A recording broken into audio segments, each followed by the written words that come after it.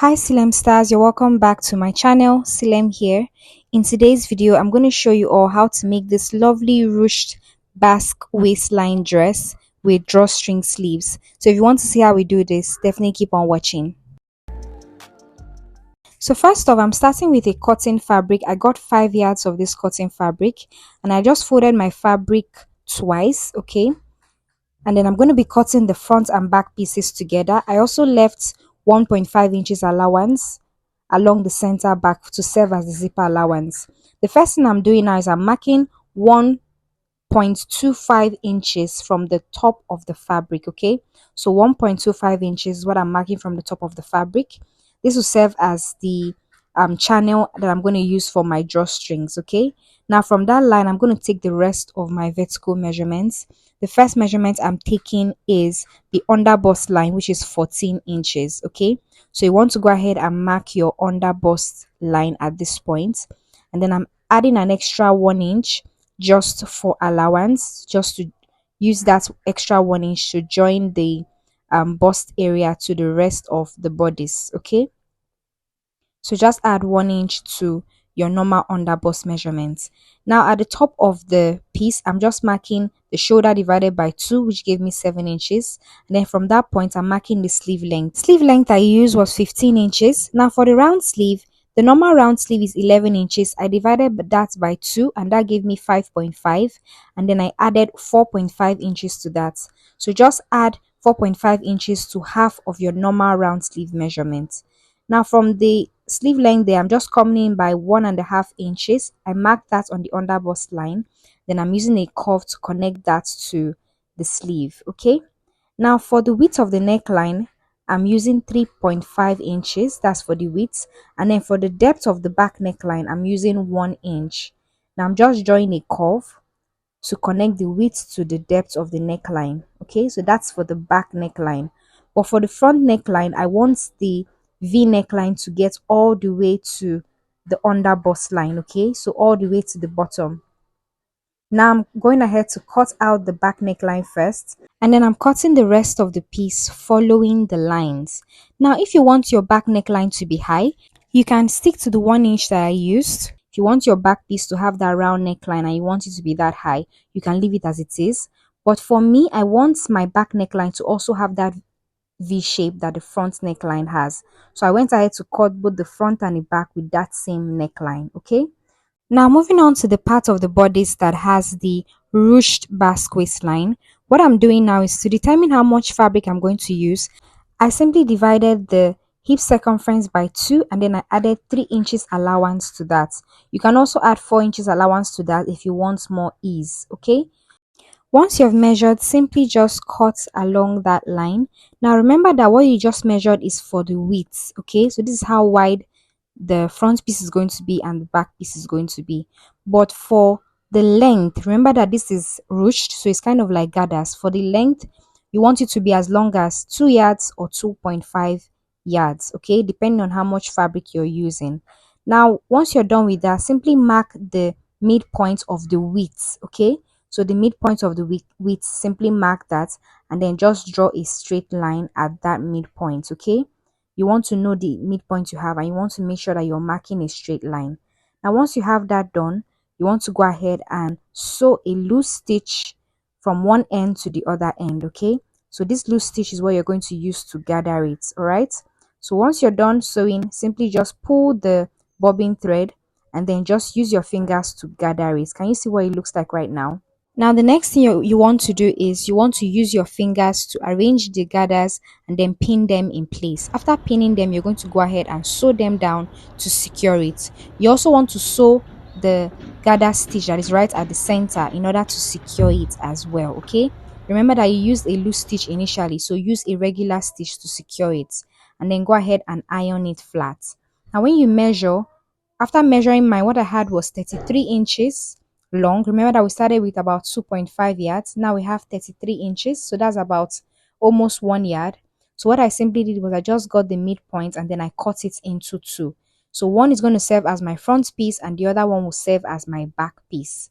So now I'm just folding it in half and then I'm just dividing the waist circumference by 4, marking that. at the top part, then I'm adding 1.5 inches allowance. So just divide your waist by 4 and then add your allowance. All right.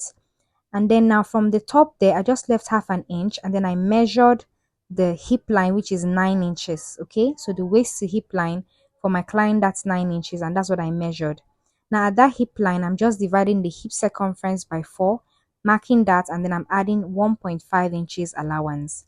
Now the length of the waist to the end of the basque, for me, I used 15.5 inches. Okay, you can make yours shorter if you want. And then now I just simply connected the waist to the hip and the hip all the way to that center front, okay, where I have that ruching.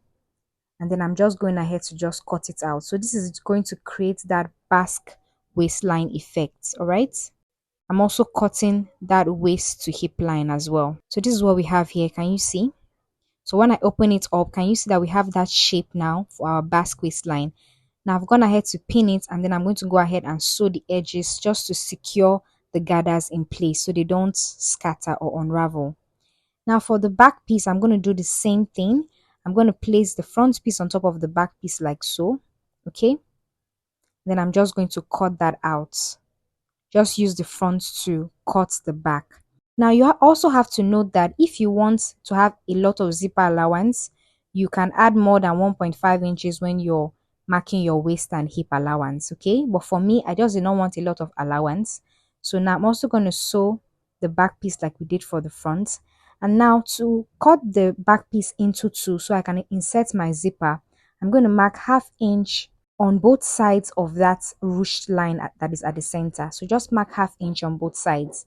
All right, and then go ahead and sew along that ½ inch mark. So you're going to have 2 stitches beside your initial stitch that is at the center. Now I'm going to cut along that stitch that is right at the center. That's why I said that if you want yours to have more zipper allowance, when you're marking your waist and hip, you want to add more than 1.5 inches allowance. But for me, I did not want a lot of allowance. Okay, so now moving on to the top part of our piece, I'm just going to join the front and back pieces along the shoulders, making sure that I'm sewing along that 1.25 inches allowance that I left at the beginning. Remember, so just sew along that line and then join the front and back pieces together along the shoulder. So after joining it, this is what we have here. Okay, so I'm just going to open this up like so. Now I'm going to open up that allowance. Remember that this allowance will also serve as, the channel for my drawstrings. Okay, so I'm going to take a piece of fabric and then I'm just going to fold it in half, sew one end, sew along the piece, and then turn it to the right side. So simply just create a tube and turn it to the right side.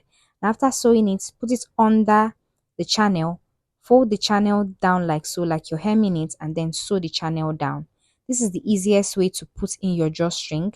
Alternatively, you can just sew the channel and then insert the rope, but I prefer to do it this way because it's easier and faster. Now the next thing I'm going to do is I'm just going to place the pieces right sides facing like this, and then I'm going to focus on the back piece. Okay, so the bottom part of the back piece, I'm just going to mark 1 inch up from the hem of that back piece there. Just mark 1 inch, and then from the edge there I'm going to mark 4 inches inwards, and then I'm just going to draw a line to connect that 4-inch mark to that 1-inch mark. What I'm simply doing here is I'm simply trying to reduce the length of the back piece. Okay, that's the half length of the back piece. We know that the shoulder to waist in front is different from the shoulder to waist at the back, so I like to reduce it a bit so that it's not too long at the back. Now I'm just going to go ahead and just hem the neckline of both the front and back piece with a bias tape. Okay, and this is what it looks like, as you can see. Now we want the front piece to overlap a bit in front. Okay, so I'm just overlapping it and then I'm just pinning it in place, just the front piece. The back piece does not overlap the way the front piece does. Okay, so I just overlapped that, and this is what we have right here. Okay, this is what it looks like. Now I'm just going to go ahead and sew the piece so that it is secured. So the overlapped piece, I'm just sewing it so that it's secured. Okay, now I'm gonna get the midpoints of that piece, And then I'm going to make sure that the midpoint aligns with the midpoint of the ruched part of my bodice. Okay, so just make sure that the midpoints align, and then I'm just going to create tiny pleats, all along the top part of the bodice. Just create tiny pleats and then pin them in place. Okay, make sure that the top part of the bodice, you create pleats so that it now matches with the bottom part of the bodice, which is the part that has the ruching and the basque waistline. So I'm doing that on both sides.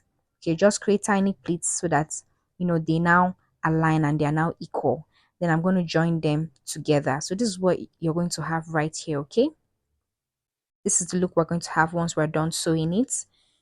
Now I'm going to do the same thing for the back. Okay, I'm going to place the ruched back pieces. I'm just going to place them right sides facing with the top part of the bodice, and then I'm just going to pleat and make sure that they align. So just pleat the top part so that it aligns with that of the bottom part. Okay, just create little pleats and then just pin them together.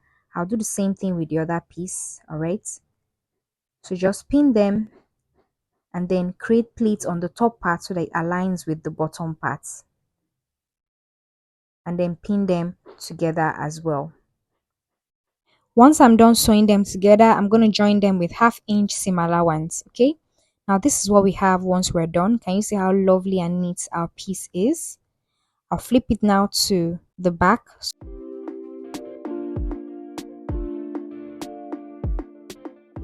So now I'm just going to place the back pieces like this, right sides facing, and then I'm just going to pin, the ruched parts together. Just pin them right at that center back. Now from the waist there, I'm just going to measure 10 inches downwards. So that's how long my zipper is going to get.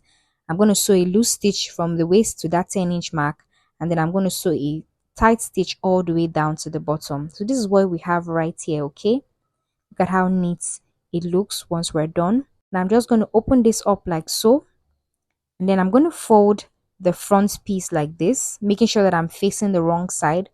I'm going to fold it like this, and then I'm going to divide the waist circumference divided by 4, and I'm going to mark that on the waist. Then on the hip, I'm going to divide the hip circumference by 4, then I'm going to mark that on the hip, and then I'm connecting that all the way to the waist. Okay, and then once I have that done, I'm just going to fold the piece the other way, making sure that the wrong sides are now facing each other. And then I'm going to mark the same points that I marked on the first part, that's the first side. I'm marking those same points on the other side as well, just so that they are even on both sides. Okay,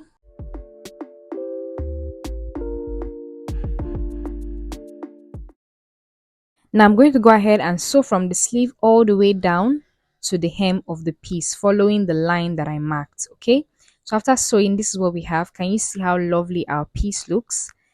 Once I pull the drawstring sleeve, this is how it looks. Okay, so you can obviously adjust the sleeve anyhow you like. So after that, we're obviously going to move on to the gathers part of this dress. So for the gathers part, I'm using 2.5 yards of fabric to create my gathers. So I'm just going to create a loose stitch at the top of the fabric. Okay, just create a loose stitch and then gather the piece. Now, the next thing I'm going to do is I'm going to measure the basque waistline that we have. We just measured the basque there. And then once I've measured the basque, I'm going to take note of the measurement that I got after measuring the basque. And then I'm going to go ahead now to gather the piece. Okay, so I'm just going to gather my piece. Once I'm done gathering it, I'm going to make sure that I measure the gathered piece to be sure that it aligns with the value that I got when I measured the basque part of my dress. Okay, so just make sure that it aligns, all right, so that when you're joining it, it's not too small or it's not too short or too long rather. Now I'm going to start from the that zipper allowance part there, and I'm going to sew it all the way around to the other zipper allowance end. So once we're done sewing, this is what we have. Can you see? It's such a lovely piece. Next thing I did was to trim it so that it's equal at the bottom, and then I also went ahead to steam it very well so it's nice and neat. And this is the beautiful dress on my clients. Thank you so much for watching. I'll see you all in my next video. Don't forget to subscribe. Bye.